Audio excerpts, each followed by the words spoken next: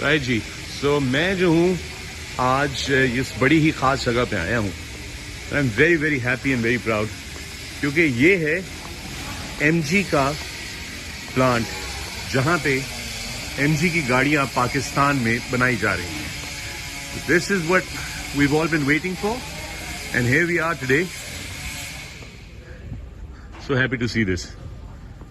ये सारी production line है दूर दूर तक, gigantic place. पूरी प्रोडक्शन लाइन तैयार है। You can see there. Wow. Yep. MGs made in Pakistan.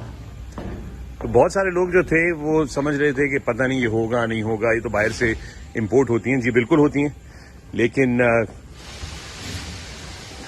एक चीज़ हमसे जो पाकिस्तान में एमजी वालों ने वादा किया था कि we'll have our own made in Pakistan car. So here is the production line, आप अपनी आंखों से देख सकते हैं। I am truly honoured and happy as a Pakistani to see this, because this is what we want. और इसकी जो सबसे अच्छी बात होगी वो ये होगी कि जिस दिन ये गाड़ियां पाकिस्तान से बैनुल-अक़वामी एक्सपोर्ट हो सकेंगी।